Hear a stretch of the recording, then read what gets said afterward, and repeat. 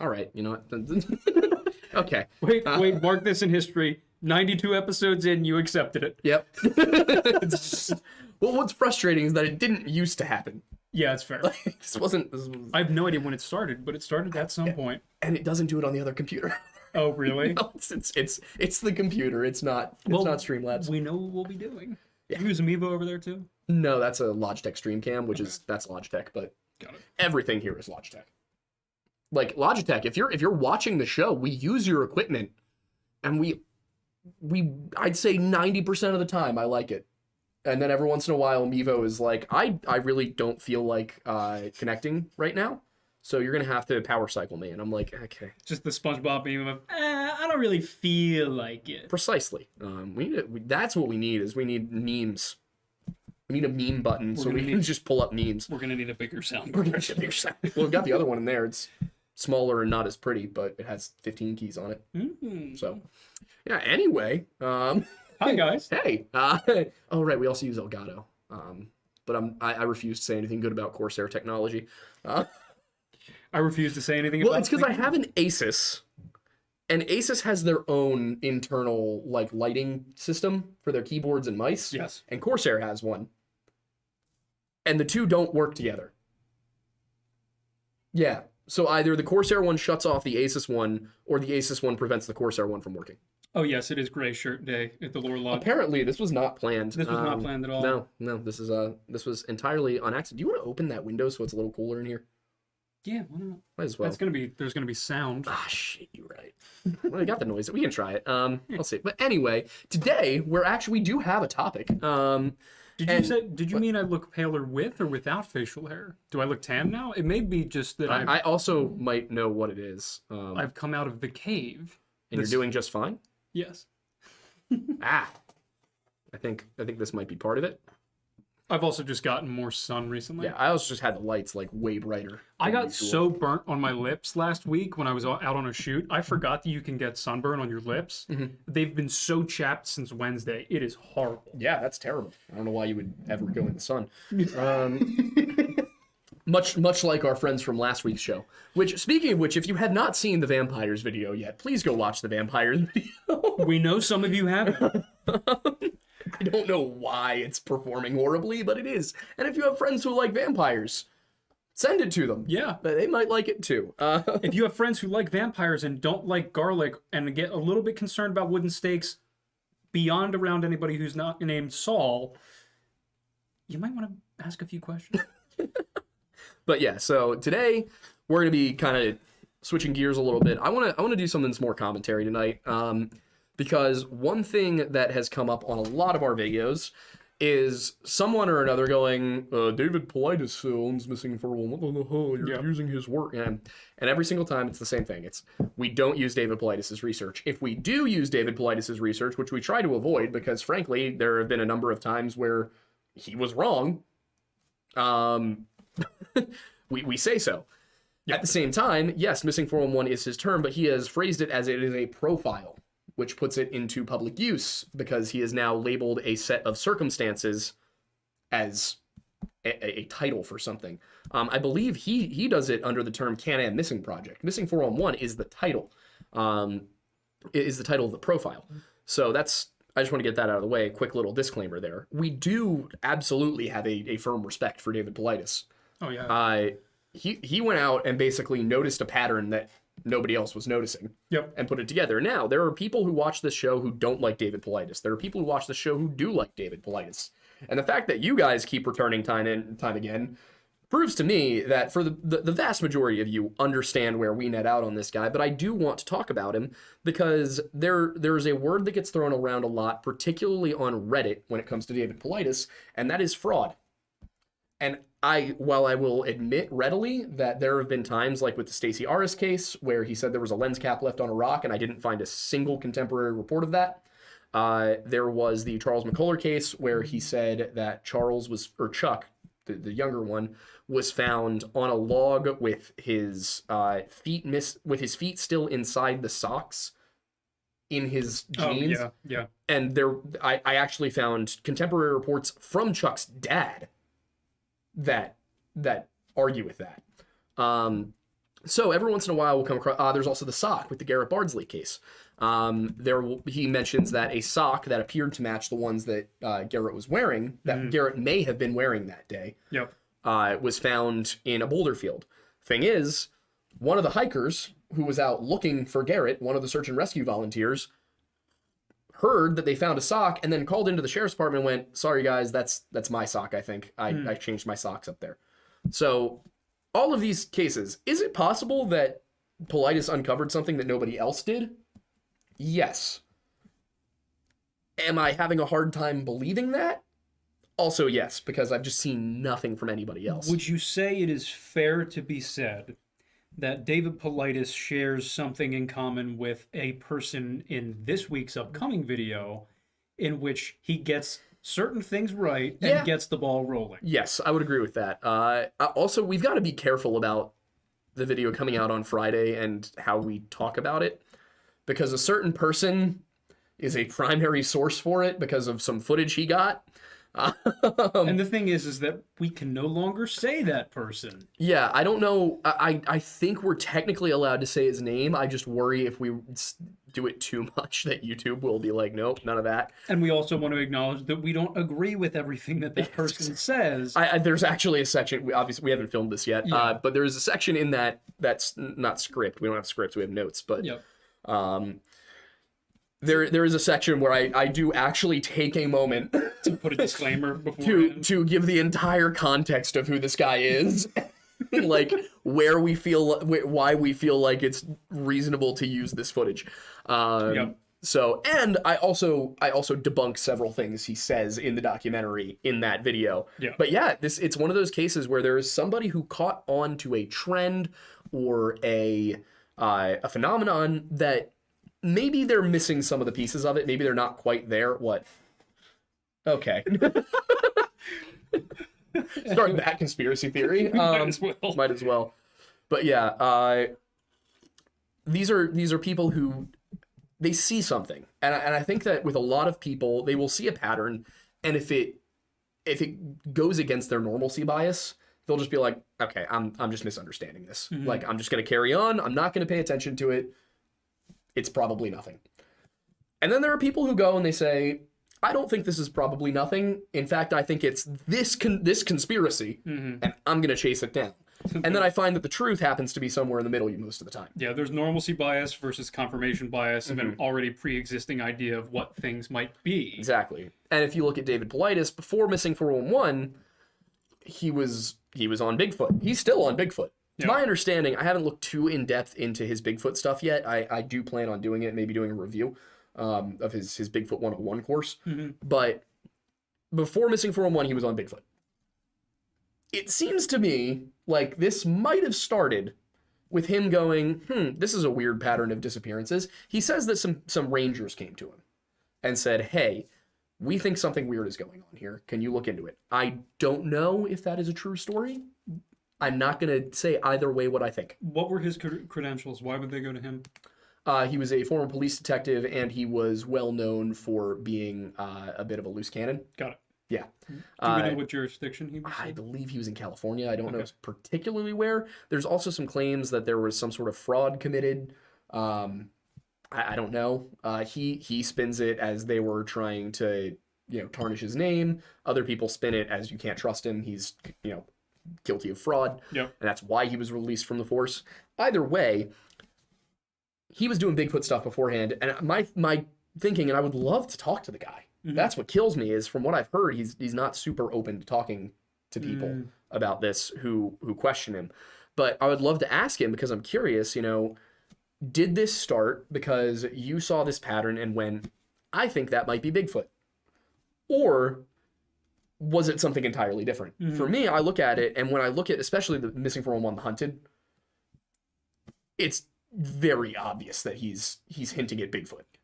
I'm assuming because of the obviousness of it, he doesn't blatantly say it there. No, he does not say it. But it's just inference. But the guy he goes up onto a mountain with to sit overnight listening for weird sounds out in the forest from the Sierra camp tapes is Ron Moorhead, who's one of the most prolific Bigfoot researchers in history. So they all but blatantly say it. Yeah, it's not so much in the original Missing 411, but in Missing 411 The Hunted, there is absolutely a case there that at least within a specific location in California, around this Sierra Nevada, this section of the Sierra Nevadas, he's absolutely making the case there, subtly, that maybe something animal and human adjacent is taking these people. Now, I wouldn't go so far as to say he's saying Bigfoot is responsible for every Missing 411 case there is,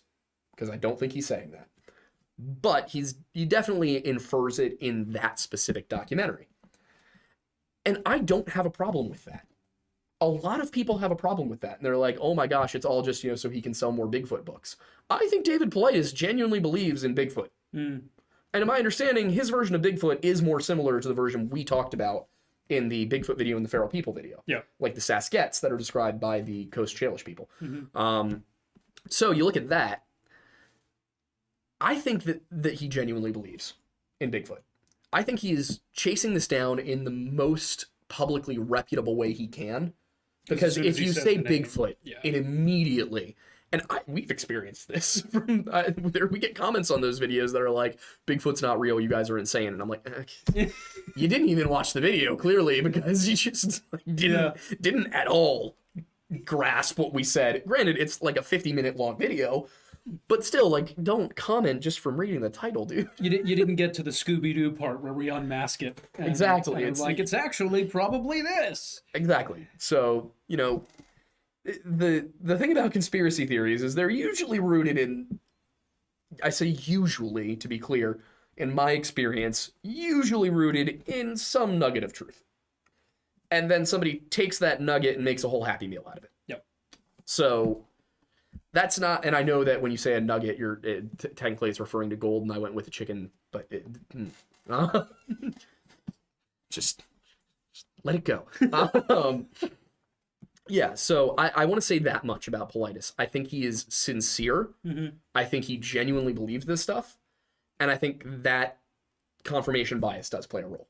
Because there are certain cases where stuff gets left out, and I don't know how much creative control he has over these stories and these documentaries that get made.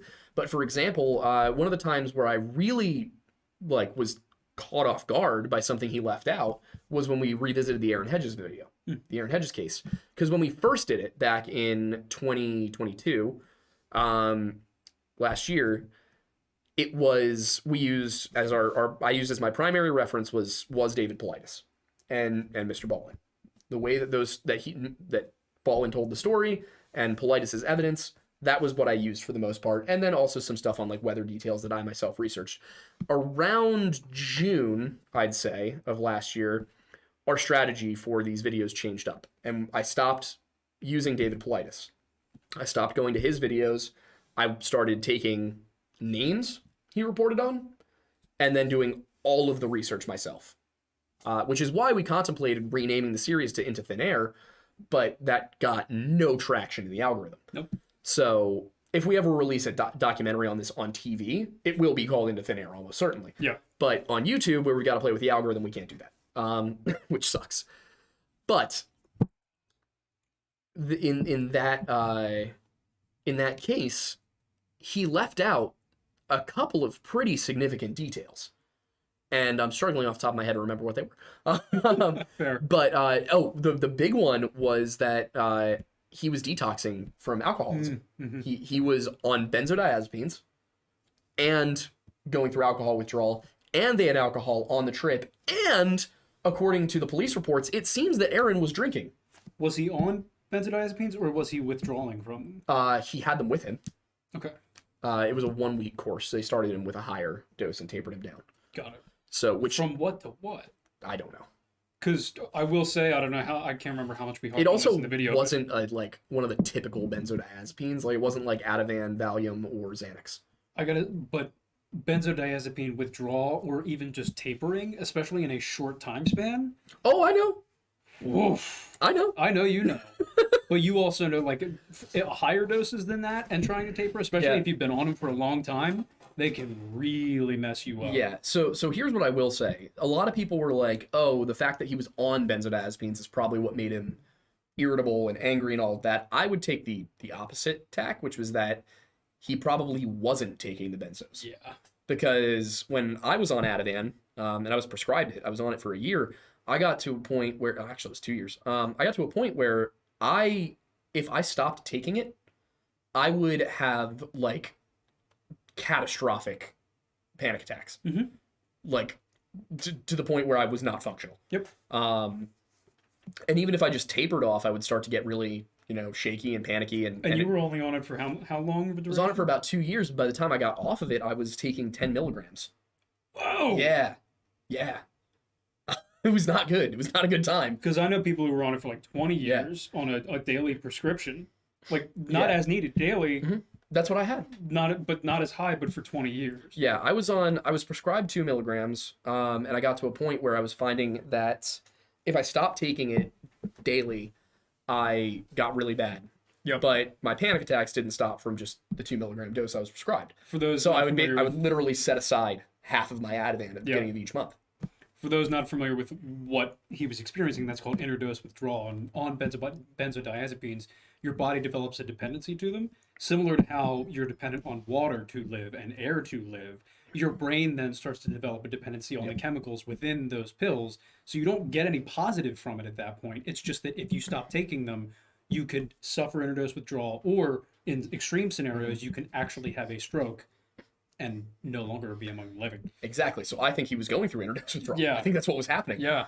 Also, that's why I was on Klonopin for like a 2-month period there, where they got me off Ativan and onto Klonopin because the Ativan wasn't cutting it. Yep. And that's why I got off Klonopin, is because I started reading up on the side effects and I was like, oh, this could kill me. Yeah. Yeah. Very easily. Yeah. So I stopped doing that. And I was eventually able to actually fully get off. I'm now no longer taking any of those medications, and I haven't been since late 2021, since Halloween 2021 is, I think, the last time. But the reason I bring that up, and the reason I go through that and kind of share my own experience, is because that absolutely would have impacted Aaron's decision making and his thinking. And it didn't occur to me until after we filmed the video. A couple weeks later, I was kind of thinking about it, and I was like, it probably wasn't the alcohol or him being on them. It was probably him being off of them that did him in. Because I won't go into any of the specific details of my experiences with it, but it's bad. So that little detail right there can explain all of his behavior, including why he ended up walking off. I have to say I kind of have to agree with Missing Enigma on this one, that I don't think that this is mysterious at all. I think it's a case of he had terrible friends. Like, he just had bad friends who made bad decisions, and it got him killed. With Garrett Bardsley and Stacey Aris, it's not as egregious of a detail that was either left in or added or left out as it is with Aaron Hedges, but it got to the point where I was like, all right, this is something that should have been left in, and I know Paulides knew that because I spoke to the sheriff's department. And I know that it was filmed, that he was in fact told that, and it was left out. Now, I don't know if he left it out or if a director left it out or what. Sure, yeah. So I'm hesitant to come down specifically on David Paulides for that. That said, I do think it's important to mention those things, because when people, and it happened with me too, when I was first starting out with this content, where people would say, oh, Paulides leave stuff out, he had stuff in, and or basically like, oh, these cases are super explainable by this, or this, and I'm like, no, they're not. He's accounted for all of that stuff. That's why these cases matter. But upon further review, I was finding that, all right, maybe there's some confirmation bias at work here. Yep. So that's why I'm being so specific about that term fraud. Do I think that he is portraying these cases to the greatest degree of accuracy possible with the resources available? No. Do I think he's doing that on purpose? Also no. Because first of all, it's really hard to make your life's work about something and then start to realize that maybe you might have had something wrong, which could easily be the case here. But, and you see this oddly enough, it's the same issue I've run into with academia, is the second that somebody's work is challenged, they close up. It happened in terms of other creators, it happened with Dan McClellan. It happened with Archaea Wolf, and a couple of other people who, eventually came after me for what I was saying.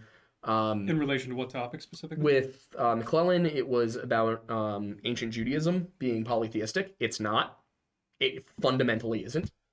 What were the bases of the claims that it was? Oh, God, Another time. The simple version is he said that because ancient Israelites did worship multiple gods, that meant Judaism was originally polytheistic, and that's absolutely not the case. It just sounds like more that not everybody had converted at the same time. It wasn't even that. It was that the local religion, the local people spoke an extraordinarily similar language and had the Jewish God or a version of him within their own pantheon. But the Jews never worshipped those. Judaism is extremely specific. There is one God.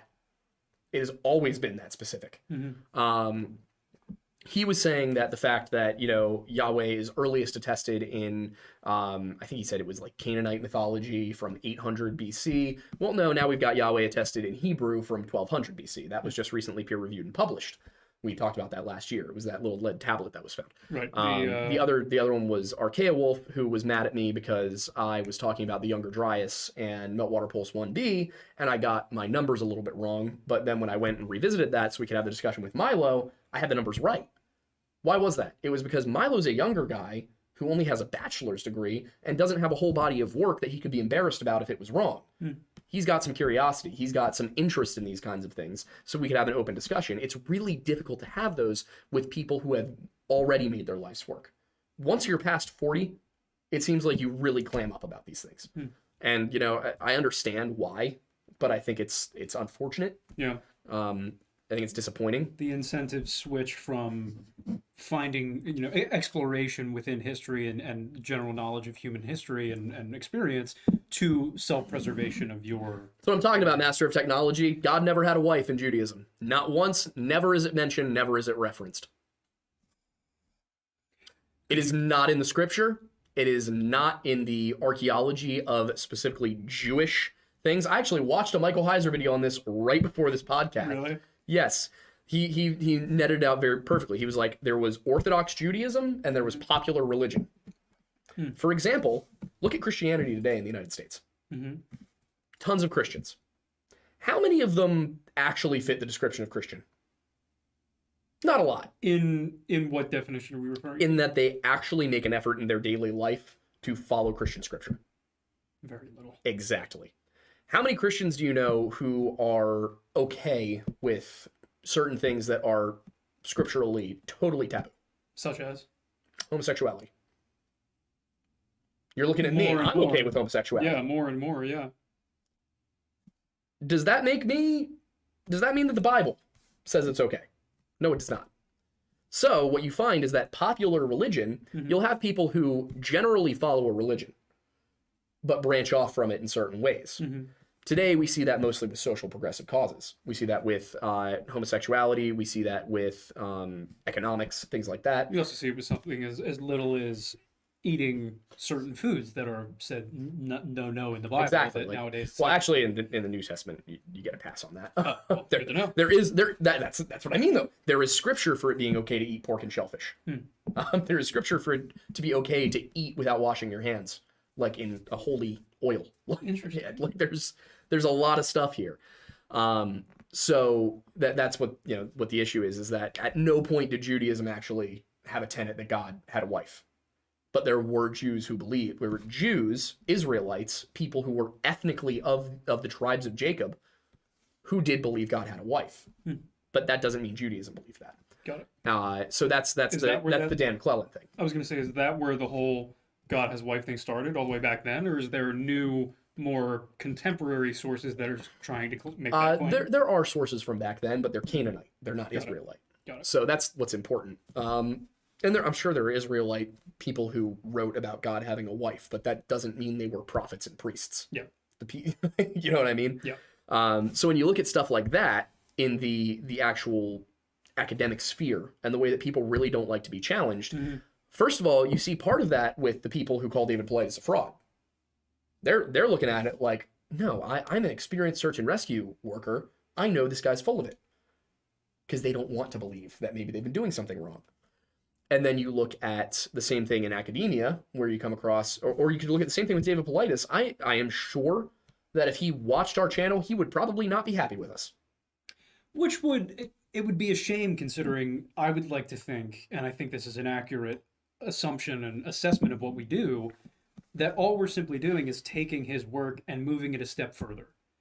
You know, we're elevating the research that he's done by taking the topics that he's gone into, redoing the research, fact-checking everything he's done, and going as deep as we can, often deeper, to make sure that the truth lines up, and if it doesn't, showing where it doesn't. Exactly. Which I wish that across industries, across fields of study, that's how it was. We're essentially peer reviewing. Exactly. I wish it was, instead of I'm angry at you for doing this, I wish it was, okay, I see where you're coming from. Here's where I'd counter. Yeah. Which is the conversation we have with Milo. So that's what drives me nuts. But this is my point too, is looking up through this. Lilith, also not biblical, not Jewish. Doesn't show up until at the earliest, the 8th century AD, in the alphabet of Ben Sirah. Ben Sirah isn't even the guy who wrote it. It was written anonymously, and it's from a satire piece. The god Lilith is actually the goddess Lilith is actually a Babylonian demon who is never mentioned in Jewish scripture at all. Did Isaiah ever do a Christianity iceberg? I don't know. Because if he hasn't, we should consider doing that for Weird Bible. Weird Bible. No, Lilith is not in the Old Testament. There is a mention of Liliths in the East, and it is referring specifically to a type of animal. If you look at what's in there, it's talking about animals. It's been identified with owls. Interesting. Again, why is it always the owls? I was gonna say it's always the owls, these guys. weird correlations with owls. But I'm not saying anyone over 40. I'm saying that it seems that within academia specifically, when you get over 40, you develop a sort of shell that doesn't allow you to be exposed to new ideas. Yeah. This. I'm talking about my own experiences here, man. Like when I have so much easier of a time having open discussions with people who are under the age of 40. I don't know what it is. I don't know if it's that, to them I look like some, young whippersnapper who doesn't know what he's talking about or what, but I'm sure that's playing a part for some people. Yeah. And especially within academia. That is what I've noticed is people get set in their ways at a certain age. I think it's also some people have this mentality of you haven't earned your right to be part of the discussion yet. Yeah, which is just frustrating and stupid. Yeah. But yeah, Lilith is not. Lilith as Adam's first wife or a demon, not in the Bible. The word Lilith in the Bible. As a plural in relation to animals. Yeah. Specifically owls. Yep. It's thought it's specifically owls. Got it. Nobody's really sure what it means. That's the thing, is I think it's from Isaiah. It's either, I think it's Isaiah. I wonder how many things in the Bible you could say that specific phrase from. Yeah, nobody's really sure what it means. Oh, so many of them. That's why we have a podcast about it. Yes. Speaking of which, go check out the Weird Bible podcast if you're interested. We over all of this at length. But yeah, so to get back to the Paulides subject, I wanted to talk about specifically the paranormal aspect of this, because that is another thing that, first of all, everybody thinks paranormal means spooky, like ghosts and demons and stuff, and that's not necessarily what it means. Paranormal just means stuff that is not explained by known science. That's all the word means. So you could argue that Bigfoot, not explained by known science, therefore Bigfoot paranormal.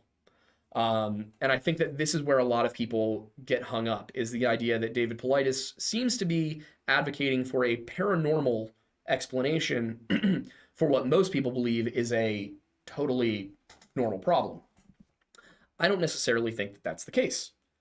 I don't think he's arguing for a supernatural explanation. I don't think he's arguing that there are, people just disappearing because a ghost took them or some monster took them. I think he thinks that there's a certain type of creature out there that is taking people. When you look at cases, however, like Chris Tompkins, that was Ellerslie, Georgia. It's not that far outside of Columbus, Georgia. It's rural, but it's not that rural. They were between two highways. And he disappeared basically in a manner that, had he been taken by something, probably would have been louder. And nobody actually seemed to see him go missing, and there's a weird gap between when he went missing and the police were informed. Yeah. Like, or even the family. And yeah, and here's the thing. 30 minutes? So you notice that your buddy who's supposed to be here is not there, and you spend 30 minutes looking for him? Sure. 3 hours is a long time to not call the cops. Yeah. I will say this, the Georgia Bureau of Investigation would not share any details of the case with me, and they did call me to apologize for that. Oh, really? Yeah, they did call me. They were like, I'm sorry, we can't share any details of this case with you. It's still considered open. But his mother has been open to speaking to people on occasion. We can let her know that you're looking into it. And so they did, but she never got back to me. Got it. Which is fine. I understand that. Her son disappeared 21 years ago, and she probably doesn't want to think about it all the time. Yeah, no, understandably so. So I'm not going to, pressure some old lady from Georgia about, the horrific disappearance of her son. Yeah. But it seems very unlikely to me, looking at that case, that something supernatural is the only explanation. And that's where I've started to get kind of off with Paulides. But there are cases that I look at where I definitely don't understand the decision making of certain people involved, like with Jim Grogan. How does a guy end up 4.5 miles east of where he's supposed to be when he's also got a GPS? Because at a certain point, he should have noticed that he was not on the trail. Yeah. Also, how do you do that without leaving any tracks going off the trail? I know he had the split skis, but they found nothing. Also, I would assume powder out there, because it's out west, number one. Yeah, it's Vale. It's Vale. They don't use blowers generally because it is all natural snow. I don't know what the weather conditions were leading up to it. It was very cold. You're skiing through powder, you're gonna leave some deep tracks. Yeah, I don't. Yeah, that's what I mean. It's like he wouldn't have been sinking 2 feet into the snow, but he would have left something behind. Oh, when you're in powder? I don't know if it was powder. That's the thing. No, but that's the thing. That out there, it's generally, if it's really cold. Is there a specific altitude at which? No, it's more of a temperature. Gotcha. So powder is really below like 26 degrees. Yeah, I'm trying to think. I believe it was some 18 degrees the night before. Yeah, so I don't remember I don't remember seeing the last time it snowed there, what the temperature was. Yeah, but the point being is that it's not, especially off trail, the snow's not packed down at all, other than just the natural weight of it existing. Yeah. So that's generally powder. Gotcha. So when you're skiing through that and it's uncompacted, skis specifically, you're going to go down at least 1 foot to 2 feet. Gotcha. Within it. Like snowboarding, I've done the snowboarding out there myself because I haven't learned to ski yet. I just snowboard. And yeah, my tracks were like 1.5 feet deep into the snow, and my buddy was on skis and it was similar. So yeah, there should have been plenty of tracks with him, especially off where nobody else had been going. And like on the one hand, look, it did end up snowing a couple days later. And there was light snow throughout the day from what was said. Yeah. But they were finding tracks from other people who went off trail all day. Yep. And they were following them, and they just kept being dead ends. Yeah. Which they should have seen where he went off the trail, and they had helicopters. Jim Grogan getting off trail, if he had died within a mile of the trail, I would have been like, okay, yeah, he just got lost. He went 4.5 miles to the east, up and down ridges that were going up and down 1,000 to 2,000 feet. And I think there were at least 3 of them that he had to get over. He had to cross a creek that was not supposed to be there. Yep. There were multiple points at which the landmarks would have told him he was in the wrong place, including the fact that the lights of Vale are actually visible from down below. It seems pretty impossible that he would have made that trek, given the terrain, if he left his friends at 10:30 in the morning, as is reported. It seems pretty impossible that he would have managed to get to where he was before it got dark enough to see the lights. Like, the only reason that he would have gotten there is if he specifically didn't look at his GPS out of, I guess, pride. Also, at no point should he have been going downhill. Yeah. I think that was me. No, It's you. But yeah, at no point should he have been going downhill. I looked at the trail map.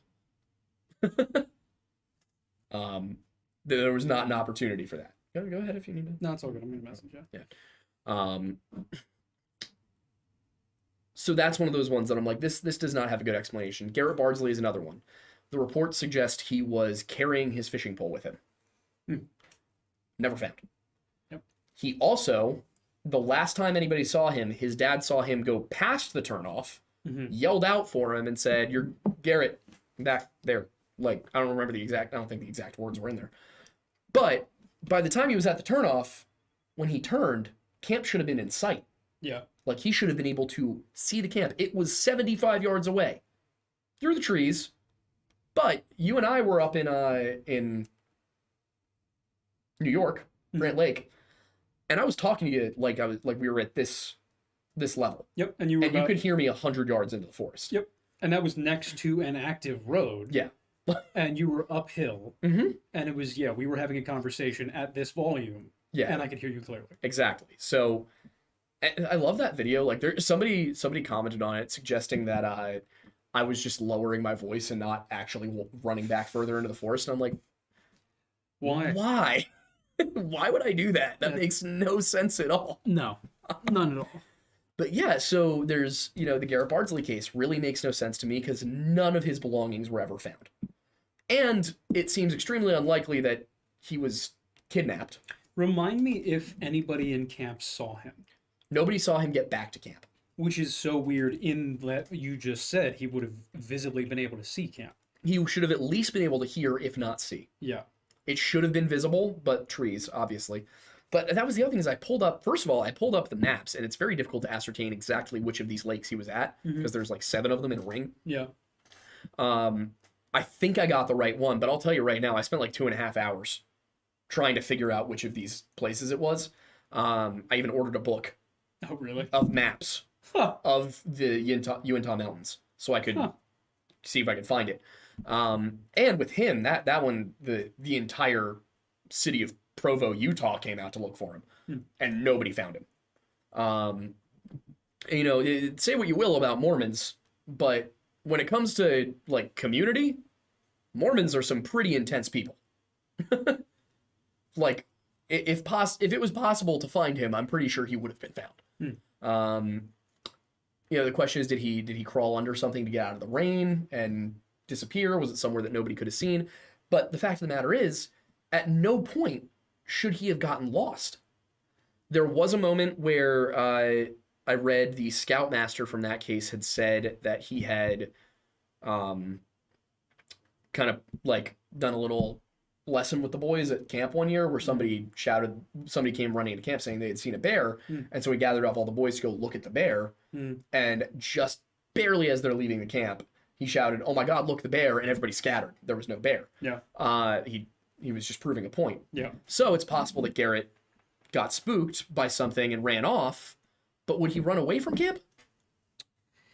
Well, it would have had to be in between him and camp, and you'd think he would have screamed. Yeah, it would have been weird. I mean, the only thing is that, and this is a very unlikely scenario considering the minimal amount of distance that he would have had to go to camp, but the fact that he immediately went the wrong way indicates that he wasn't great with direction.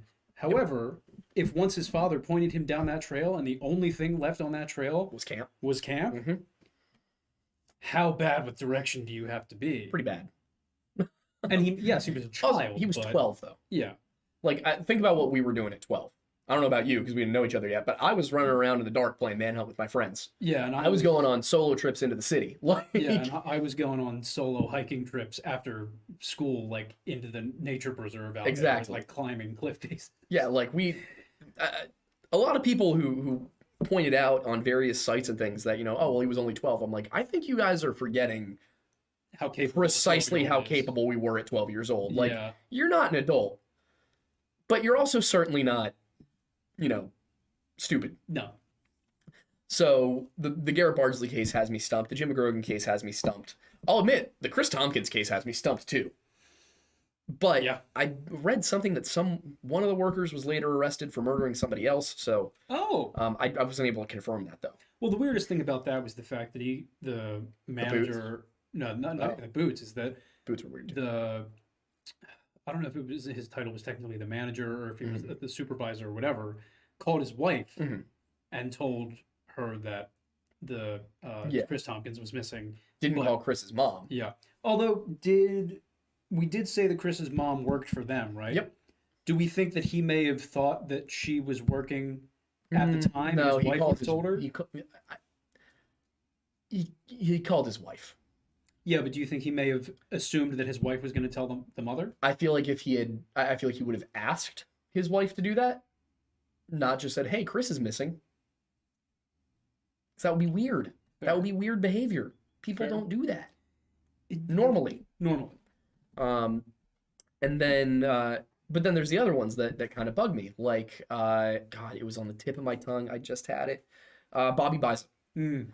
I will give Paulides credit on this one Mm-hmm. for the fact that he talked about it before 2019, if I remember correctly, which is the year that they uncovered all of the clerical abuse and started looking into, you know, some of these cases of people who went missing or something. Like Bobby's case was not revisited because somebody went, you know, oh, this disappearance is weird. Oh, also, no, it was clerical abuse. Kid who went missing at a church camp.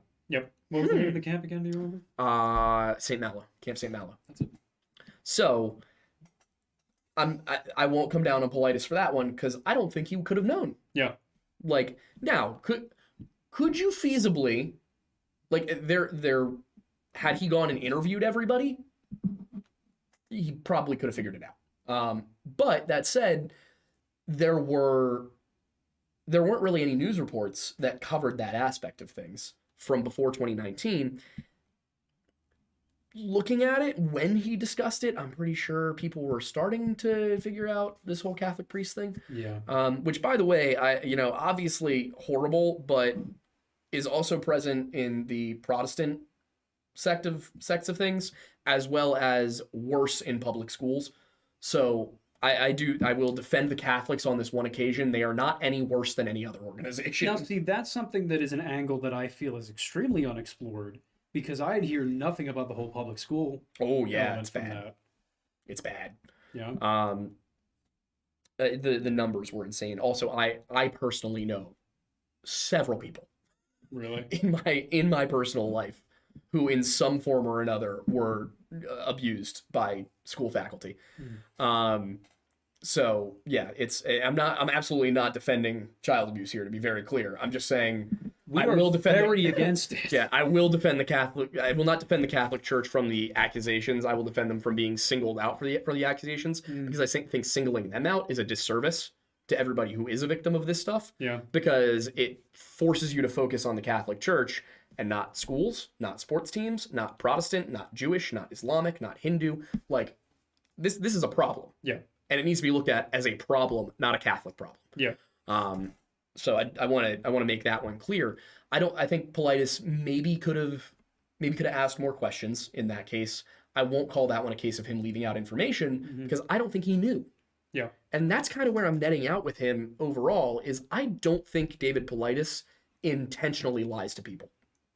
I think he gets information and sometimes he doesn't properly vet it. And I think sometimes he is a little too willing to follow his own confirmation bias. I'll say that much. But at the same time, I really do respect the work the guy has done. I respect the way he has put his name and livelihood on the line for something he believes in. And I think that, he actually might be onto something in some of these cases. Like, I'll tell you this much. I never once believed in Bigfoot in my entire life. And then I started thinking about the Saskets thing. Yeah. And I was like, that one feels plausible, actually. Like, that feels kind of possible. Also, it's interesting. Yeah. Like, it's far more interesting than, like, oh, there are apes in North America. It's like, no, there might be, like, a civilization of, like... At least the tribal level, yeah. At a tribal level of... And other they hominids. Other hominids, and they may not exist anymore, but at one time they very well may have. Yeah, and that's what I think is fascinating. Let's look into that. Like, that sounds absolutely extremely interesting. Because even if it's not true, we can look into the story of how some random, group of Native Americans out in British Columbia ended up with these stories. Yeah. Why? Yeah. Why did they end up with these stories? Were they fighting somebody? Were there Native Americans we didn't know about who were wiped out? Can we learn about their stories? Yeah. You know, we keep finding all of this evidence that humans were here earlier than 13,500 years ago in the United States. So if we keep finding that evidence, and we've got stories about things that aren't quite human, for example, the Adlets of Inuit folklore, the Saskets, the Tsukalu of the Cherokee folklore, we get all of these near humans who tend to be larger and hairier than us. Not totally covered in hair, but larger and hairier than us. And those pop up all over the country. It just really doesn't All over sound the like, continent, really. it sounds like there may have been a, like you said, a form of hominid that was essentially just like a larger version of a Neanderthal. Or it could have just been... the other thing is it's possible that these were two different groups of Cro-Magnons. That the Cro-Magnons evolved or adapted into what we look like now. They were a little bit different looking than us, but they are the anatomically modern human, the first. Our direct ancestor is the idea here. So what if we ended up in a situation where you had a group of earlier Cro-Magnons cross over prior to mating with Neanderthals or Denisovans? They got here. Denisovans and Neanderthals were both smaller than us. Yeah. That might be why we're smaller. So is it possible that some less evolved Cro-Magnons made their way into North America? It got cut off for some period, or there wasn't a significant amount of migration or whatever. We went into we're in the Pleistocene period. There's glaciers coming in and out. And then, you get to when people do start to come over 13,500 years ago, or just before that, maybe they evolved further. And maybe they were looking around and they were like, all right, well, we're on average 5'10". These guys are on average 6'8". We can't say they're not humans, because if you look at what they say, the native community in British Columbia could not seem to come to an agreement about whether or not these were Native Americans. Yeah. About whether or not these were humans. Some of them were very clear. They were like, oh no, those are different. Those are not natives. Those are not First Nations. They're someone else. But based on the story that we told, that you researched, they definitively were able to communicate vocally with them. In one of the stories, to be clear. But yeah, in one of the stories, one of these women, one of the female Saskets, was able to speak a Native American language to them, which would imply that they are anatomically more human than they are like an ape, like a chimpanzee or something. Everyone pictures Bigfoot as this kind of like gorilla-looking thing. Maybe it's not a gorilla-looking thing. Maybe it's a human being who's just larger. Yeah. And if you think about, what would a group of hominids living in the forests of British Columbia be eating? Sounds like these Saskets didn't have agriculture, or at least by 1929 they didn't. They were living off in the woods, probably eating primarily large game and foraging for things like berries. If your diet is primarily made up of red meat, you are going to grow. You are going to be a big person, especially if it's, 80, 90% of your diet. Yep. European Americans too, by extension, tons of grain in our diet. Now, if you look back in the Middle Ages, you actually start to see like morphological differences between peasants and the upper class. Oh, really? The availability, it's fascinating. Yeah, the availability of meat, you see that the upper classes, the nobility, were considerably stronger, taller, better bone density. Wow.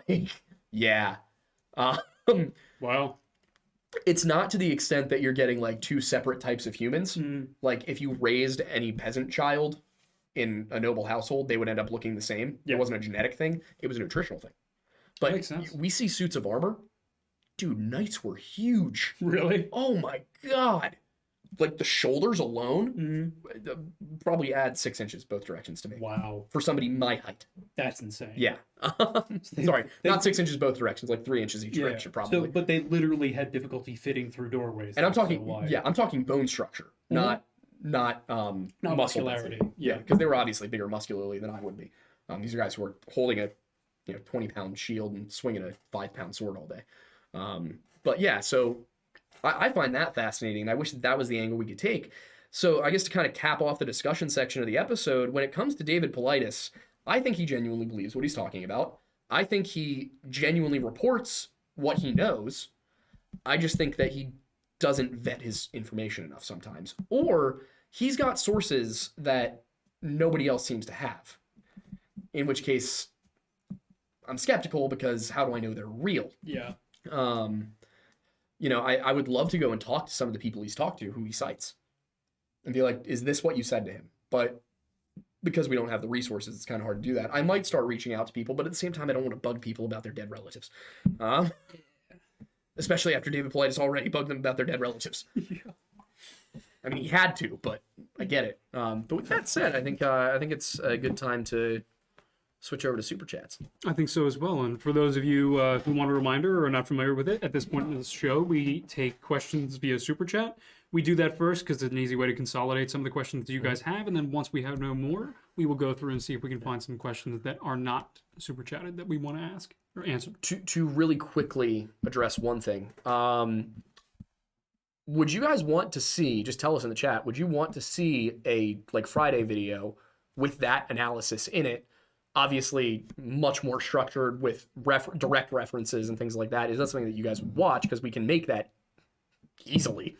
The Paulides analysis? Yeah, like the missing form one, you know, which cases are easily explained, which are not easily explained, you know, which details can we verify he knew he was wrong about versus which details we can say, like Bobby Bicep, he didn't have access to. Yeah. If that's something you guys would watch, we can absolutely do that.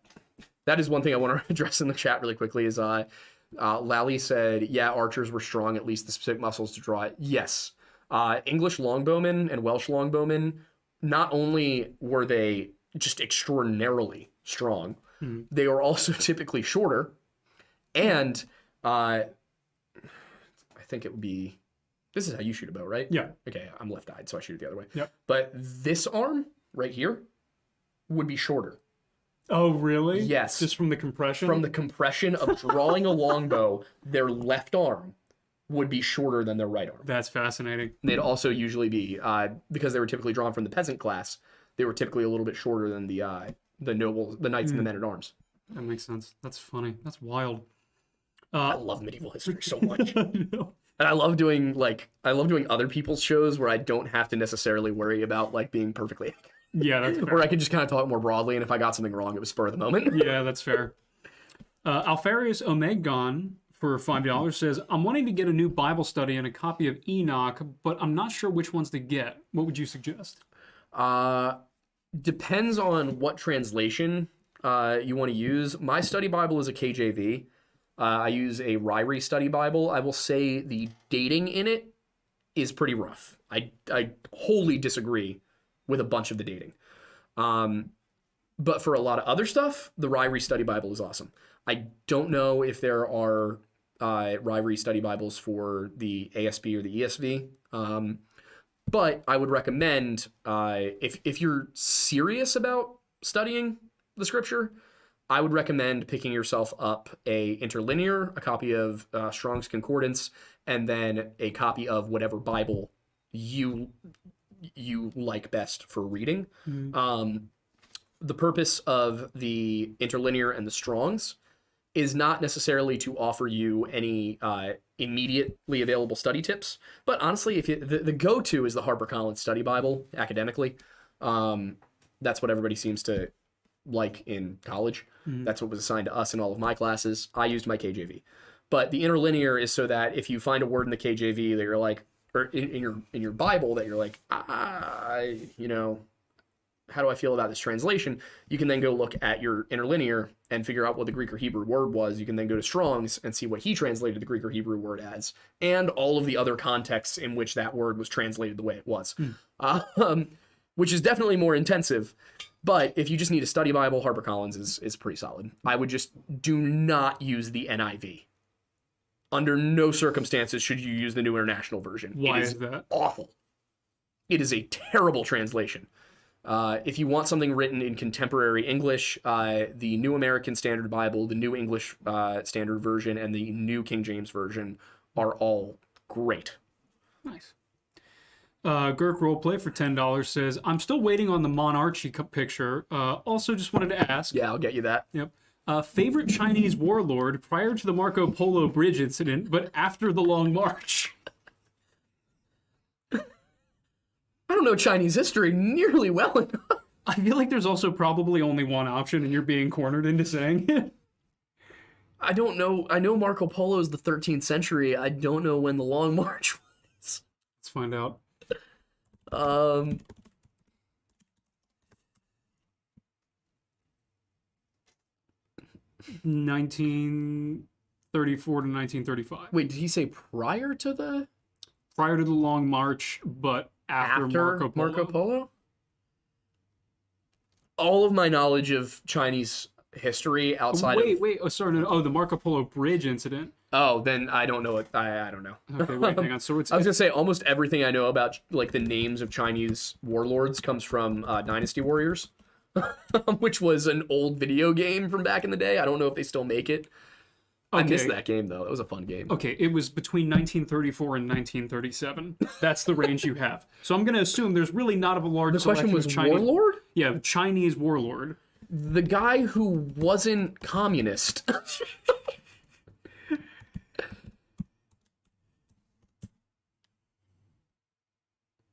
Look up who was like the leader of the Republic of China. Now I gotta know.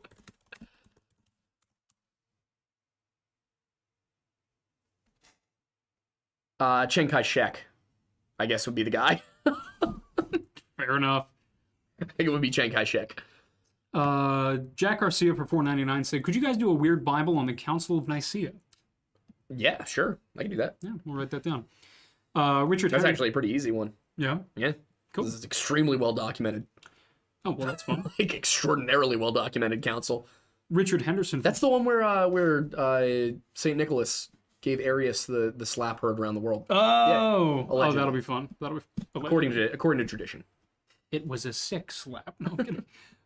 Richard Henderson for $4.99 said, "Speaking of academia, what's your opinion on the Cleopatra series that came out and depicted her as African?" I haven't seen it. I haven't either. I just know that I'm looking at it, and if you're... The part that bugs me is that it's a documentary. It's being phrased as a documentary, which means that you should be going for realism. Yeah. In which case you should have cast a Greek person for that role. Cleopatra. Yeah.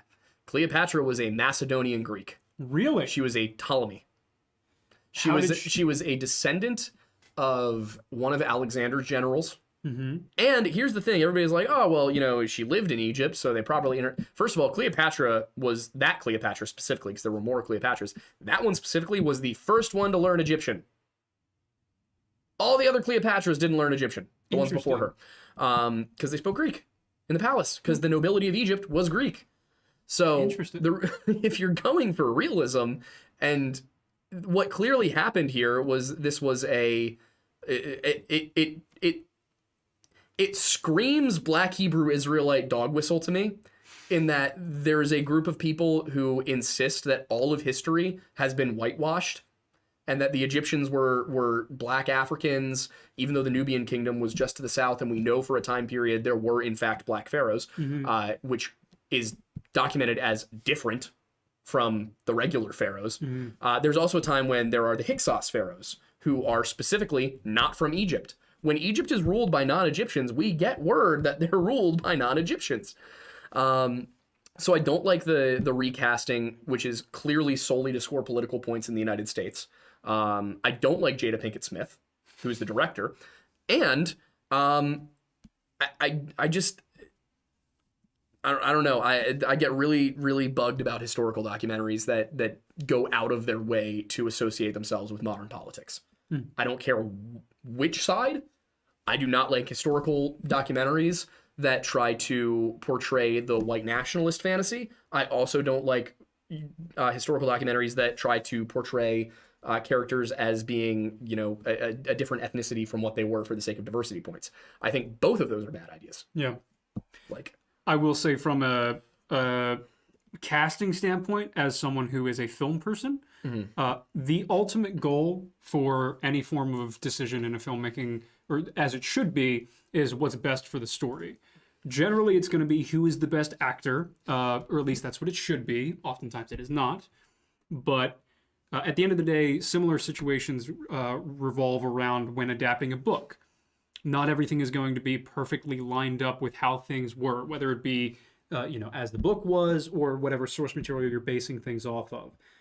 That said, it should be as accurate as you can, but it's not a film person's job to make it as accurate as possible, because if it's a fictional piece, it's the director's vision. It's a collaborative environment to make something that is interesting, that is compelling, obviously along those lines. Yeah. This is a different story because it's a documentary series. Exactly. But I have to point that out there, primarily because Alec Guinness is one of my favorite parts of Lawrence of Arabia. So if I said that every casting should be as accurate as possible, I'd be a bit of a hypocrite. I will grab something in here really quick. Also, I think it's a little ridiculous that Richard Madden was cast to play Cosimo de' Medici in the Medici series. You know why? Richard Madden is English. The Medicis were not English. They were Italians. Oh, really? So that makes sense with the name. So I would argue that they probably, for what was, and even that, though, was not a documentary. Yeah. That was a dramatization of history. So well, I wouldn't tag it as historical fiction, but they had more leeway. I still think they should have cast somebody who looked Italian. Oh, yeah. Instead of... Well, especially... I love Richard Madden as an actor. I think he's awesome. But why that role? Well, and that's the thing is, like, if you're going for a specific person, why would you not cast somebody that fulfills the look and characterization of that person to the best of the possibility that you could find? You know who did an awesome job, in my opinion, with this from a casting and linguistics perspective? Barbarians. On Netflix. Oh, the show. The show. You know why? Why? Because they speak Latin and they speak Old German, and they cast people who are German and look like Old Latin people. Yeah. Like, and that's a historical fiction series. That is not a documentary. They have subtitles the whole time. They went hard. They went the whole way. That's impressive. And you know what? And it's not like where you make a movie and it's in German or in French or Italian or something, and there's going to be people that can understand it. No, that movie has entire scenes in Latin. Not movie, that's TV series. You know who speaks Latin? Nobody. It's a dead language. Yeah. You can read it. You can write it. You can even speak it to an extent, but it's not the real thing. Nobody can say for certain. Yeah, it's not going to sound the way it would have sounded 2,000 years ago. Speaking of that, though, that whole issue, we are going to be doing a video on Arrhenius and Flavius on the History Hut. Ooh, fun. Which is the Idis Viso story. Any chance you want to address that one? Where? Just highlight it. Doug, dude, did you watch the video? Did you just get here? I think you just got here, Doug. You might want to rewind. Doug, watch the whole stream, man. You just basically, like... That was the entire subject of the stream. You're killing me, man. Oh, too good. But yeah, in terms of casting and in terms of artistic liberty, if you're going for a specific person, it makes the most sense for every reason, especially story, to go with the most accurate representation you can. However, if it's an artistic interpretation, as an audience, we should respect that, they're going to do what they want to do. Yeah. Whether we agree with that specific artist's decision is one thing. Yeah. But that's their decision. Personally, I'm not going to make a big stink about Cleopatra. I wasn't going to say anything about it at all. Yeah. Partially because the Egyptian government is doing it for me. Oh, really? Oh, they're suing Netflix, yeah. Really? Yeah. Oh, are they able to? You can sue in the U.S. for anything. Fair, but I mean, like, can they win? Like, I don't know. Like for defamation? I'm not a lawyer. Interesting. Also, I haven't seen the original All Quiet. I read the book, loved the book. Read the book like 3 times. I want to see both. I loved 1917. It was great. Yeah. Also, other weird thing about Cleopatra, she like everyone is always irritated with the fact that she's portrayed as just being a pretty face or whatever in history. I saw that when this first came about, and I'm sitting here like, at no point in any contemporary historical resources Cleopatra referred to as being physically attractive. She wasn't. She was the result of generations of inbreeding. She was valued by Roman men because she was extremely intelligent. So yeah, you definitely should respect Cleopatra for her intelligence and her tact and her ability as a diplomat and a leader. But also maybe read the historical sources. Well, it seems like a lot of this is Because just they people say not that. reading the history. Oh yeah, 100%. There was one thing that I wanted to address before we moved on. Oh yeah, people seemed a little stunned when you said there were multiple Cleopatras. You might want to like elaborate on that a little bit for those. Cleopatra, I think that one's Cleopatra the Seventh. There are more than one. Oh well, yeah, there were just multiple queens named Cleopatra throughout Egyptian history, Ptolemaic history. Yeah, I think a lot of people don't know that. Oh yeah, no, Cleopatra was not the first queen of Egypt named Cleopatra. At all. Like I think she was the 7th one. She's either the 7th or like the 14th. I can't remember which it is. I might be mixing her up with somebody else. So is that just a title like Caesar, or No, it was her name. oh, so King, kind of like King Queen Charles. Elizabeth. Yeah, exactly. Got it. Interesting.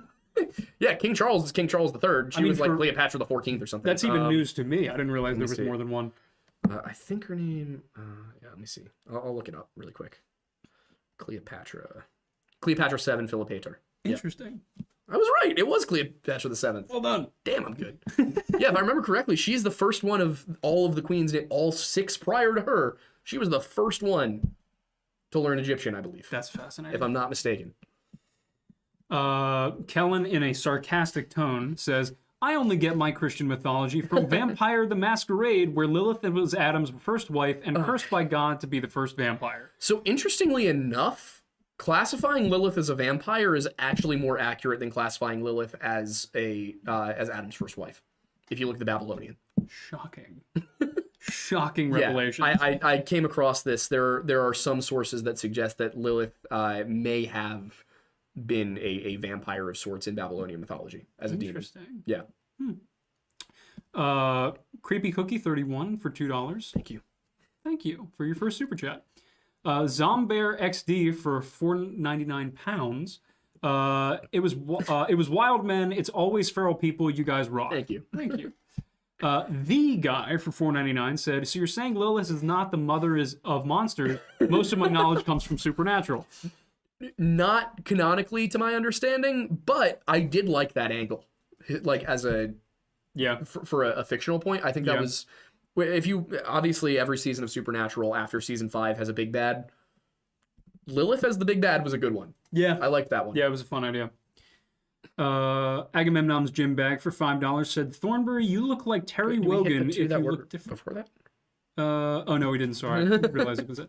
I guess we'll just get that one out of the way. Who is Terry Wogan? Terry Wogan? What was the question? They just said I look like him. Well, he said you look like him if you look different. Huh? Fair enough. And if my grandmother had wheels, she'd be a bicycle. Incredible. Have you seen that video? Yeah, I have. I can't remember where it's from, but I recognize it. It's like some cooking show in Britain, and Oh, they're like, so it's kind of like a carbonara, and he's like a carbonara, and if my grandmother had wheels, she'd be a bicycle. They just lose it. It's incredible. Creepy. That's up there with like, what? Noblesse for Giacomo? Yes. Creepy Cookie for 31 for $2 said, can y'all talk about reptilian conspiracy one day? We can. There are certain conspiracy theories that I have difficulty researching because they're so discombobulated and incoherent.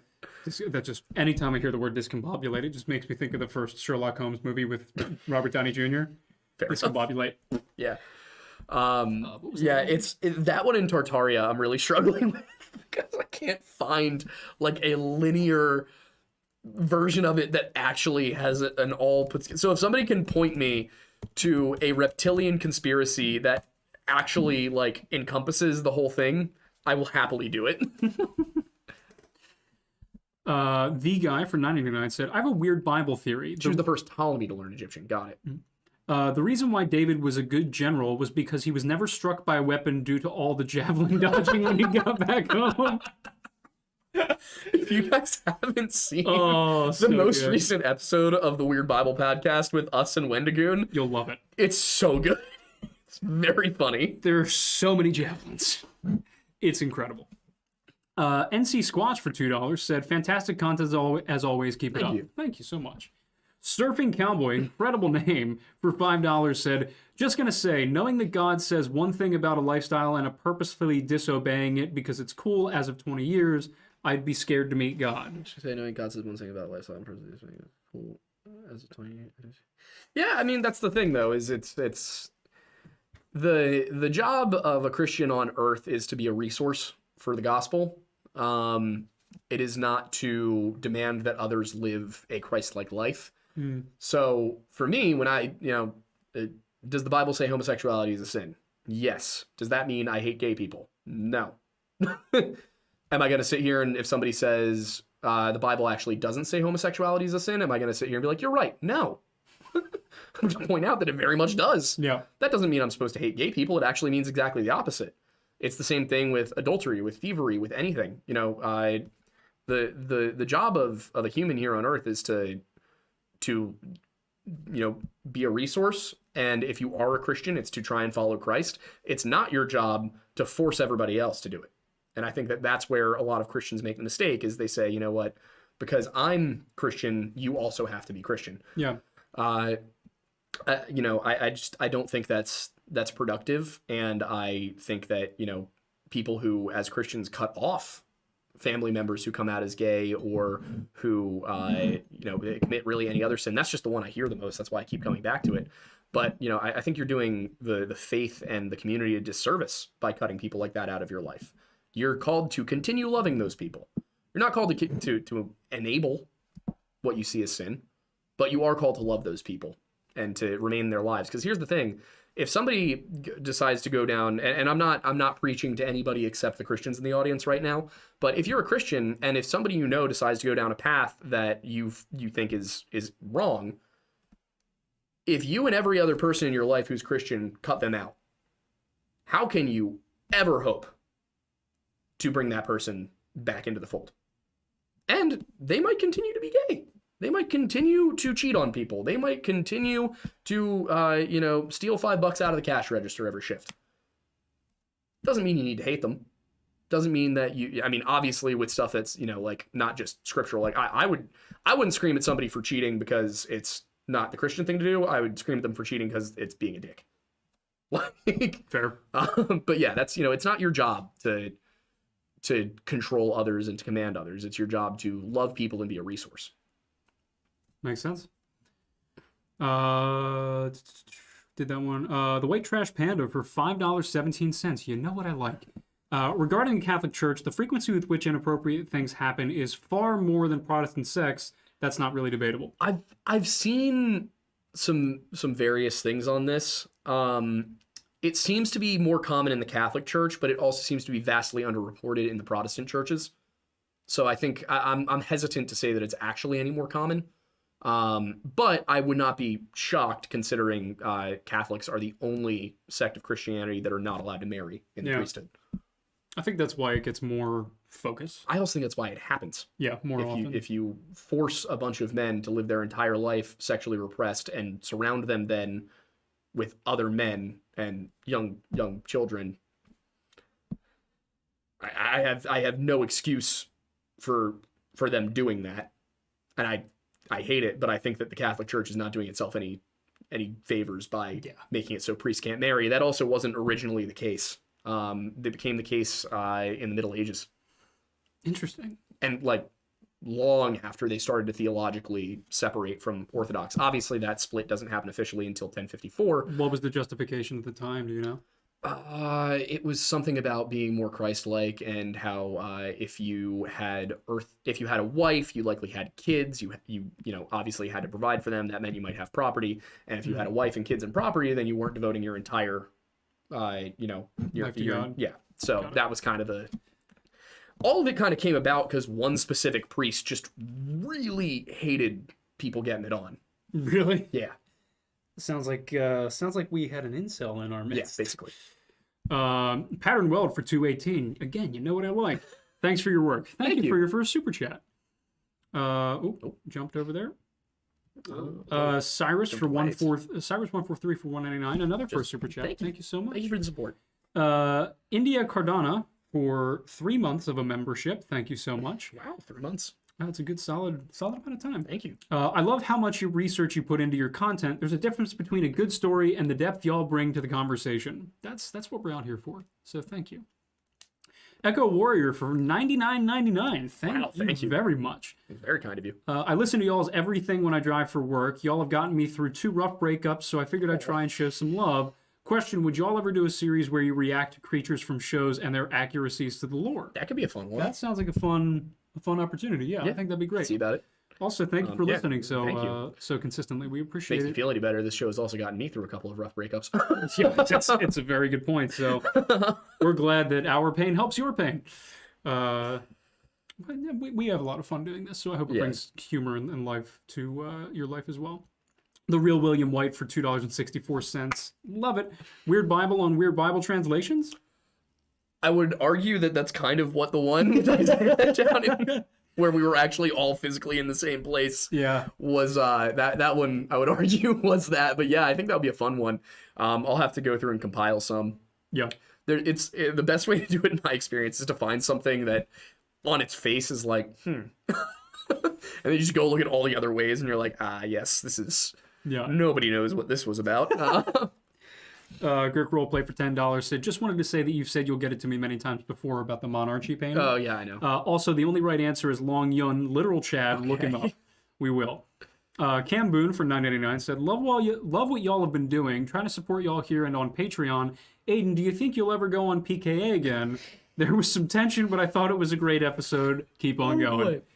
My favorite thing about that podcast is that I went on it like back in probably September or October, and basically everything I said I turned out to be right about in the end. And they all treated me like I was an idiot. And if you look at like the Reddit comments and everything, one of the things they clown me for is I was like, I don't think Russia is out of this war quite yet. I think we're probably not getting all of the information. Like, I don't think that the media is being honest because they never are honest about war. Yeah. And Russia is only just now starting to use cruise missiles. They have nukes. Like, they have tactical artillery nukes. Like, Russia has a lot of options here, and I don't think they're out of this war yet. And somehow that became Aiden hopes Russia wins the war. And I was like, no, I just said I don't think that they're losing as badly as you think. Yeah. Like, I think that this is currently up for grabs and either side could win. How did we get here? Like, they didn't seem to know what nuance was. No, not at all. But to answer the question, yeah, I'd go back. I was right. Yeah. Yeah, you'd go back just to clown on them for being like, excuse me. Oh, that's funny. Alfarius Omegon for $5 said, already have a few Bibles and interlinear. I'll pick up some Strong's Concordance. Strong's Concordance is great. Concordance. Yeah. Also, which version of Enoch do you have and or would suggest? Let's see. The thing about Enoch is it's already definitely not in its original form. So I bought shoot, it's on my shelf in the other room. Let me see if I can pull up what it was. I found it pretty readable though. So also you can just go on Sacred Text and read it if you want to just do the fair the internet version, but of Enoch. I grabbed the, where is it on here? Can't find it. That's weird. Yeah, I can search for it within my own orders. Yeah, there we go. Enoch. Yeah, here we go. I have the Book of Enoch translated by R.H. Charles. That's the one that I have. I believe I looked into R.H. Charles and decided that was probably the best one to go with. What's up? People are talking about looking for slightly used owls and slightly used owls? And then Master Technology just said, "What do you mean slightly used?" That's great. Next super chat though is from Weird Collar Guy, who has been a member for 3 months. Thank you. The RSV is a superior translation in that the NT wasn't done by guys who only knew classical Greek and so tortured the apostles to make them correct.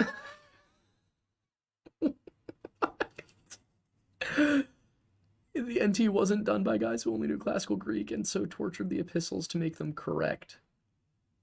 I'm going to have to look into what you mean by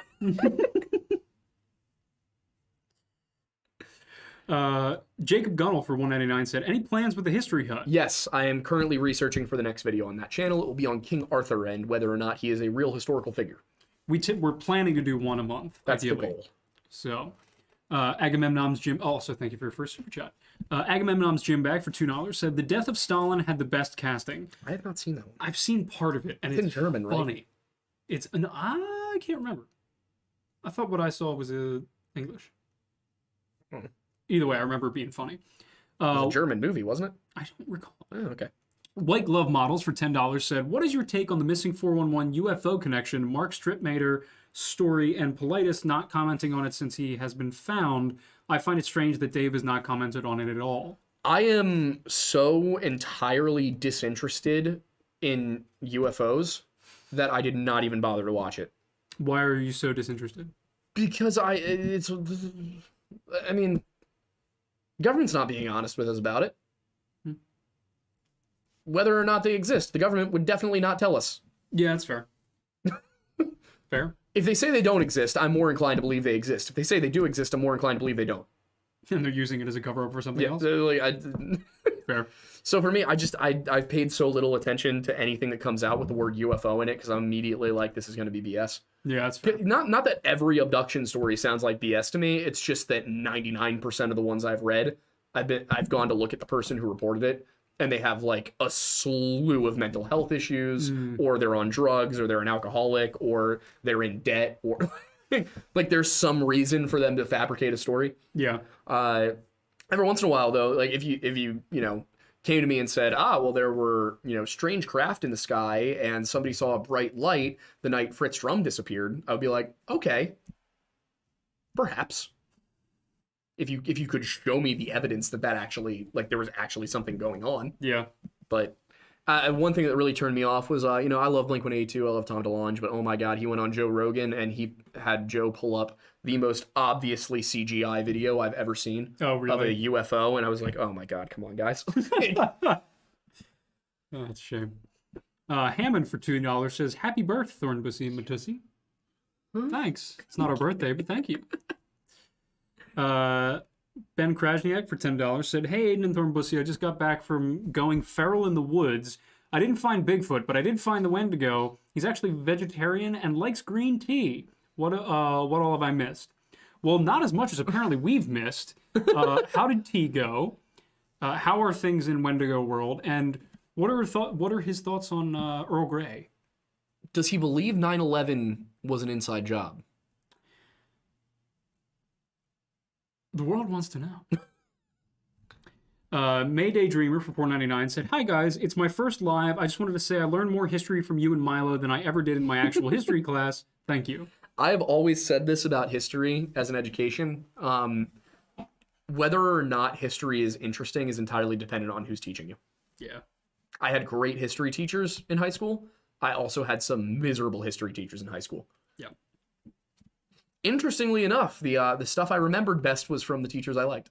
Yeah, well, that makes sense. Yeah, if you walk into the classroom and you seem like you don't even want to be there, nobody's going to be excited to learn what you have to say. No. Creepy Cookie 31 for $2 says, Chuck is the most accurate on-screen god. On-screen god as in any god, or accurate to the Judeo-Christian god? Because he's not accurate to the Judeo-Christian god at all. Comes across a lot more like Lucifer, actually. Fair. Isaac Otto for $9.99 said, considering what you guys are saying, I'm just curious about how you interpret 1 Corinthians 5, 9, 13. Also, stretched out the neck of the sweatshirt works great. There we go. I think I know exactly what he's talking about. He said 1 Corinthians 5, 9 through 13. Okay. 9 through 13. Let's grab the ASV or ASB. Why that versus the... Same translation style, newer translation. Got it. Okay. It is actually reported that there is fornication among you, and such fornication as is not even among the Gentiles. He's referring specifically. Yeah, I know. It's the Bible. You got to read the whole chapter. Fair enough. That one of you hath his father's wife. Ooh. So first of all, this is a letter specifically to the church in Corinth back in the 1st century AD. So you got to remember that. And ye are puffed up, and did not rather mourn that he had done this deed might be taken away from among you. For I verily, being absent in body but present in spirit, have already, as though I were present, judged him that hath so wrought this thing. In the name of our Lord Jesus, ye being gathered together in my spirit, with the power of our Lord Jesus, to deliver such a one unto Satan, for the destruction of the flesh, that the spirit might be saved in the day of Lord Jesus. This passage is interesting. I'm glad you brought this one up.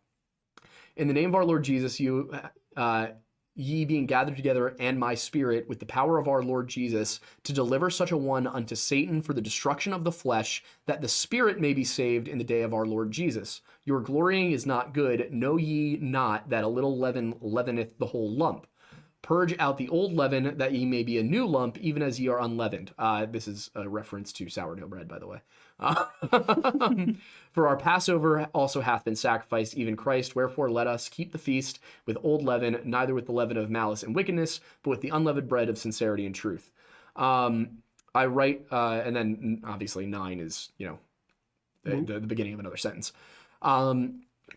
First of all, I find 5 to be extraordinarily interesting because it suggests that judgment does not happen immediately upon death, but later on. If you read, send to deliver such a one unto Satan, basically if he dies, he's going to hell to be purged of his sin so his spirit may be saved. This was also a belief in older Judaism, was that your sins are burned away in the fire, was in certain Jewish sects. As for the purge out the old leaven, that ye may be a new lump, even as ye are unleavened, for our Passover also hath been sacrificed, even Christ. Wherefore let us keep the feast, and not with old leaven. I'm going to take this and put it into the NKJV, because the leaven thing is messing with my head. Actually, here's the New American Standard Bible. Is this one? Okay. Here we go. This is a little bit easier to read and to explain. I have decided to turn such a person over to Satan for the destruction of his body, so that his spirit may be saved on the day of the Lord. This seems to be very specifically about one guy who married either his father's wife or his own mother, depending on how you read that. You have become arrogant and have not mourned instead. It's hard for me to say what he means by turn such a person over to Satan. It seems that it might be cast him out. In which case, I assume that this super chat came in when we were talking about not turning away from people and not cutting them off. I don't particularly love Paul's solutions to anything. Do we want to cover specifically? I would put it this way. The parable of the prodigal son overrules this because it's the word of Christ. Paul seems to be saying that this person cannot be redeemed and therefore should be cast out. I don't agree with that. It's certainly a solution, but I think that it would not be the solution Christ would have advocated for. But, if we want to get back into the non-Christian stuff, we can save that for a more weird Bible. Fair enough. Hammond for $5 said, this Cleopatra movie fiasco is all because Chris Rock couldn't keep Jaden's name out of his damn mouth, and because Jaden's best friend is. Oh, wait, brutal. he wanted 9 through 13. Yeah, My yeah. bad. I thought 5 through 9 for some reason. Wrote to you in my letter not to associate with sexually immoral people. I did not. Okay, I see. I wrote to you in my letter not to associate with sexually immoral people. I did not at all mean with the sexually immoral people of this world, or with the greedy and the swindlers, or with idolaters, for then you would have to leave the world. World congregation, oikomene is probably the word that was originally used there, I'm guessing. But let's see. Oh, okay, I see what he's saying. Associates. Oh, okay, I see what he's saying. I see what you were referencing. It's the part where he says don't associate with sexually immoral people who are within the church. Yes, so it seems to me that when he says turn such a person over to Satan, he's saying turn such a person over to the material world, not the spiritual world. And if they should come back, then accept them back in.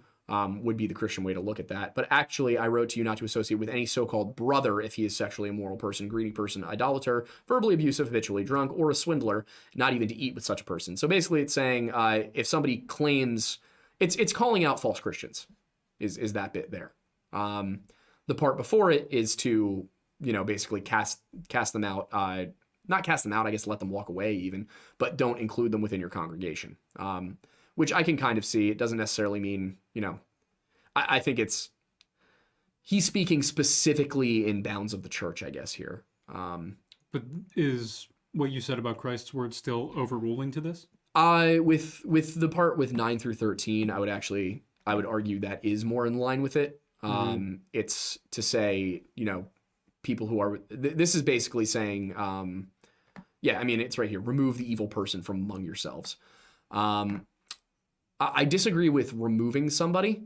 I don't disagree with, the idea that person is not living, is basically lying about their faith.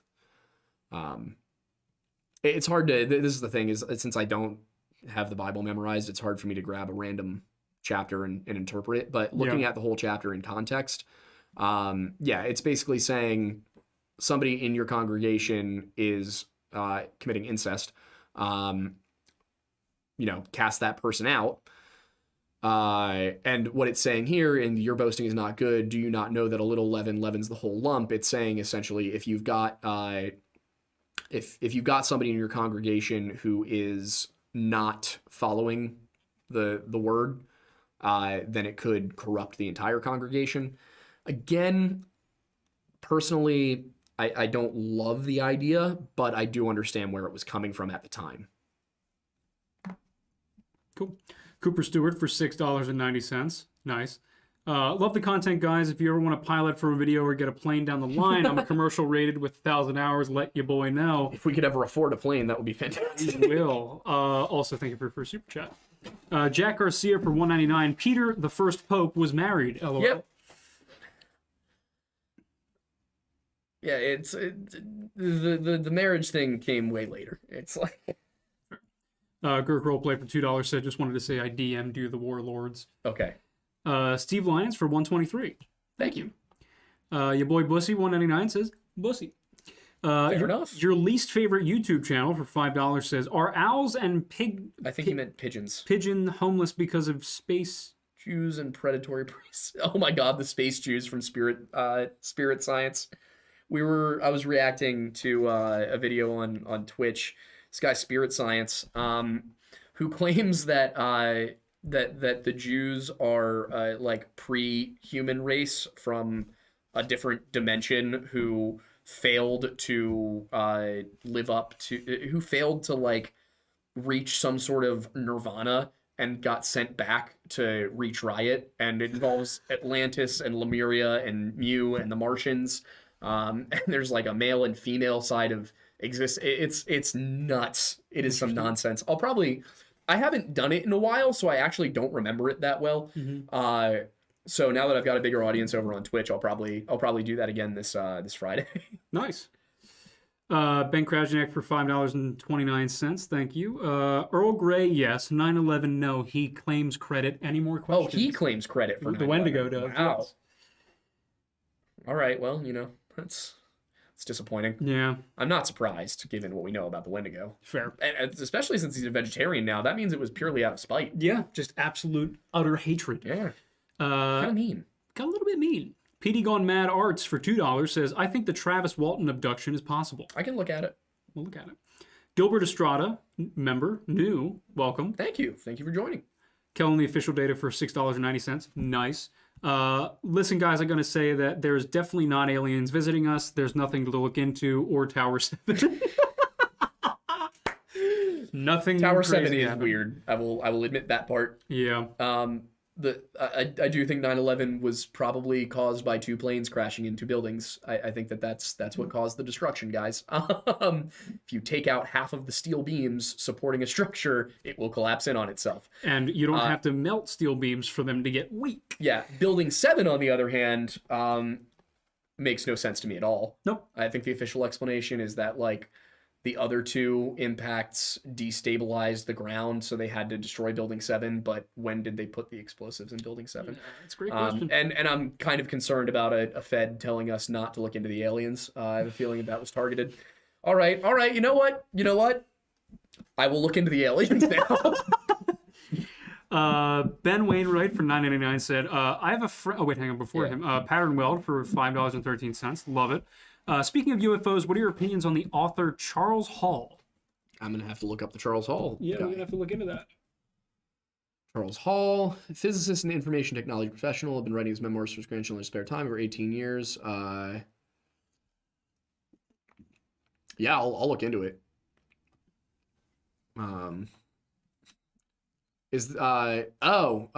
He claimed he was living with extraterrestrials for 2 years. Interesting. All right, I will have to look into that one. Yeah, this is definitely, I'm going to write this one down. That's certainly interesting. Your activity. Come on. The next is from Ben Wainwright from 99 said, I have a friend who's studying to be a priest. He claims that the Muslim savior is Christianity's Antichrist. This sounds a little ridiculous to me. Have you heard of this before? Love the show. I assume you're not talking about Muhammad. I assume you're talking about the eschatology of Islam. I mean, it's hard for me. It's hard for me to talk about Islam without saying something that might be construed as offensive, because it gets so many Bible stories wrong. Like so many Bible stories wrong. It confuses the birth of Moses with the birth of Jesus. Yeah, there's a bunch of different spots. I would argue that Muslim eschatology has absolutely nothing to do with Christian eschatology. Eschatology being a word that means the study of the end times. There is clearly a severe lack of information that Muhammad had, and it shows when you study the Quran with the Bible. Now, the Muslim argument is that the Bible is corrupted and that it is no longer in its original form, and that is why Allah had to dictate the Quran to Muhammad. Obviously, as a Christian, I don't believe any of that. I'm also aware that Muhammad was a merchant and likely encountered Christian missionaries or traders, and probably picked up bits and pieces and used it to convert the Arabic pagan population who were not Christian. And used the connection to Christianity basically as a way to, give himself more authority. But yeah, it's hard to talk about that aspect of Islam without basically saying that it's made up. Fair. So I mean, no disrespect to Muslims. I take issue with a number of things in the Quran in the same way that they would take issue with a number of things in the Bible. Fair. Surfing Cowboy for $5 says, obviously recognizing sin is not also, the same one thing really quick. Also, don't try to interpret Revelation. Do not try to interpret Revelation. You will go insane. Simply look at a graph of all of the references in Revelation. In order to interpret Revelation, you have to basically understand the entire Old Testament. And even then, there's symbolism you probably won't get. It was not meant to be understood, if that makes sense.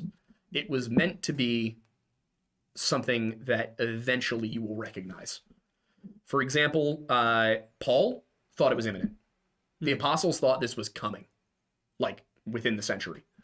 It seems like at any point in history you could assume it's coming. It has been the end times like once a century, at least. 536, end times. Bubonic plague, end times. World War II, end times. Do not try and interpret Revelation, because I promise you will get it wrong. Yeah. Surfing Cowboy for $5 said, obviously recognizing sin is not the same as oppressing people. I didn't mean to open a can of worms. It's difficult to call people to repentance IRL. Yeah. Fair. Your boy Bussy for $4.99 said, Slendy video soon? ? Could we see the list for future episodes? Slendosi. The thing about Slender Man is we'll probably do that video talking about the actual real life Slender Man stabbing, and tie in the story of Slender Man to that. Like, start the video off, here's who Slender Man is, here's all the times he's been represented in other media, and here's two people who tried to sacrifice somebody to him. Yeah. Ben Krasniak for $5.03, love it. Last one before I go broke. Wendigo says it wasn't out of spite, but because he lost a bet with Jimmy Carter. So are we saying it's Jimmy Carter's fault? Yep. This does not fit into the Karl Marx narrative we have. You're right. You're right. Oh, that's right. I forgot Karl Marx is responsible for 9/11. Yeah. Well, and also for 50 Shades of Grey. Yes. Which are somehow in the same... Yep. Wow, butterfly effect is really weird. Yeah. Pablo... So what we need to do is go back in time and give Karl Marx a copy of 50 Shades of Grey and say, stop. No, he Stop might... before it's too late, Carl. He might take that as a go faster. You never know. He might be like, you know what? I'm just going to incorporate this right into Das Kapital. Yeah, we're going to skip all the steps and just get right to it. I think Carter was one of the few Democrats I came across who did visit Bohemian Grove, by the way. Really? Yeah. Interesting. It's typically more Republicans. Clinton and Carter were both there at one point. As was Truman, was a member, I think. Truman might have been an honorary member. Pablo Raul Pereira for... ARS 41. I don't know what ARS Neither is. do I. That's what I was trying to figure out. Happy Face. Happy Face back. Well, it appears to be a Hispanic name, so maybe Argentinian? Maybe. I don't know. Kendra Gestall. I'm assuming the J is silent. Don't hurt me if I'm wrong. $2. 2 Corinthians 2, 4-9. Man let back upon repentance. Also, we're going to probably have to make this the last super chat because we need to film a long video after this. 30-page video. It's going to be so fun. Yeah. I'm looking forward to it. I'm definitely not regretting every decision I've made up to this point. Yeah. Let me see. For if I cause you sorrow, who then will be the one making me glad, but the one who is made sorrowful by me? It's a good line, actually. Let me grab the NKJV version if you want to take. Is there one more? Yes, Surfing Cowboy $5 said, Hadith says Jesus is coming back and persecuting Christians. Revelation seemingly has a false prophet persecuting Christians. That's probably it by $. Ah, got it. If that's what you're talking about. I mean, in that case, once again, I think the Islamic eschatology is not based upon anything in Christianity. At least not based upon a legitimately well understood understanding of Christianity. But yeah, I mean, if they're saying that Jesus is going to come back and persecute Christians, that does sound like the Antichrist. Yeah, a little bit, yeah. Also, Jacob Gunnell for 498 said, would you all consider doing videos on urban legends / ghost stories from cities? Yeah, I think we have to some extent. Also, Red Rose 509 for 269. And I wrote this very thing to you. Lest when I came, I should have sorrow over those from whom I ought to have joy, having confidence in you all, that my joy is the joy of you all. For out of much affliction and anguish of heart, I wrote to you with many tears, that you should not be grieved, but that you might know the love which I have so abundantly for you. All right. I see where you're coming from. All right. Is that... Oh, boy. 2 more. Red Rose 509 said for 269. Oh, thank you. Love your show. Thanks so much. And thanks for the first super chat. And then definitely last one. Heather, Kermit the Frog version? Heather for 499 said, have y'all heard the Kermit the Frog version of the 9/11 to 50 Shades pipeline? No, but I look forward to looking into it. God, why is that a thing? Oh, that sounds like a Twitch reaction stream. Yep, you're gonna. That's a great idea. But until then, thank you guys for watching the show. We much appreciate it. We love getting your questions at the end of these. This one has these comments tonight have had me befuddled. Top tier. Whew. But yes, thank you guys so much for hanging out. If you haven't checked out the vampire video yet, please watch it because it's doing horribly. Why don't you like lore anymore? Yeah, we'll have a video up for you on Friday that will be on the Bohemian Grove. And then next week will be an analysis of the Ancient Apocalypse series by Graham Hancock. And we will then have a guest that Sunday who is also a historian who has written about those topics, who is kind of in the same boat as me, where he doesn't totally follow Hancock, but he's in the, he's asking the right questions camp. So I'm excited about that one. It's going to be a fun one to have on. And yeah, that's about it. And if you haven't tried it yet, get some Mount Pocono Perk. And we're gonna try and sell these mugs soon. So yes, they're handcrafted though. It could be a while. All right, thank you guys so much, and we will see you on Sunday.